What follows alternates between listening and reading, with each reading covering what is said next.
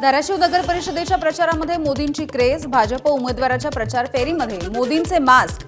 निवडणूक प्रचाराचा पहिला रविवार। सुट्टीचा मुहूर्त साधून उमेदवाराचा घरोघरी जाऊन प्रचार। 80 वर्षाच्या एका महिलेची डिजिटल अरेस्टच्या नावाखाली तब्बल 1 कोटी रुपयांची फसवणूक। ठगांनी स्वतःला पोलीस महासंचालक रश्मी शुक्ला असल्याचं भासवून फसवलं।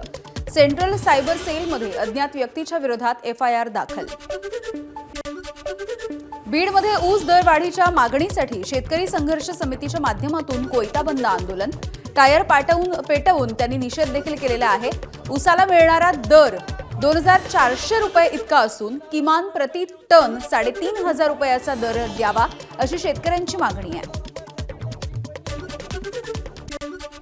मध्य रेल्वेवरती नव्या वर्षात 10 लोकल फेऱ्या वाढणार आहेत। 15 डब्यांच्या गाड्यांची संख्या देखील वाढण्याची शक्यता आहे। हार्बर मार्गावरती एसी लोकल देखील धावेल, तर देरूळ उरण या मार्गावरती 10 फेऱ्या वाढवल्या जातील।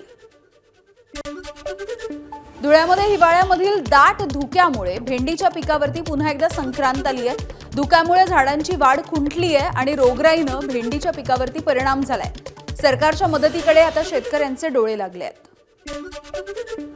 विरार पूर्वमध्ये निवृत्त नौदल अधिकाऱ्याची आत्महत्या। मनवेलपाडा तलावामध्ये उडी घेऊन आत्महत्या। अनंत आगरे असे या मृत व्यक्तीचं नाव आहे। नैराश्यातून आत्महत्या केल्याची माहिती। आयफोन चोरीला गेल्यास नवा मिळणार आहे। कंपनीकडून आयफोन युजर्ससाठी डिव्हाइस प्रोटेक्शन प्रोग्रामाची अपडेट। आयफोनची सुरक्षितता युजर्सला आता मिळणार आहे। दिल्लीमधल्या जवाहरलाल नेहरू विद्यापीठ पुन्हा एकदा चर्चेत। डाव्या विचारसरणीच्या विद्यार्थ्यांची विद्यापीठामध्ये गुंडगिरी। व्हिडिओ देखील व्हायरल। दिल्लीमधल्या हवेची गुणवत्ता ही अत्यंत खराब या श्रेणीमध्ये गेली आहे। केंद्रीय प्रदूषण नियंत्रण मंडळाची माहिती। तर दिल्लीमधील 13 देखरेख केंद्रांनी गंभीर श्रेणीमध्ये हवेची गुणवत्ता नोंदवली आहे। उत्तराखंडमध्ये कडाक्याची थंडी पडली आहे। चमोली जिल्ह्यामध्ये शेषनेत्र तलावही गोठला, तर बद्रीनाथमध्ये बर्फवृष्टी सुरू। छत्तीसगडमध्ये 3 दिवस तापमान 2 ते 3 अंश सेल्सिअस वाढण्याचा अंदाज।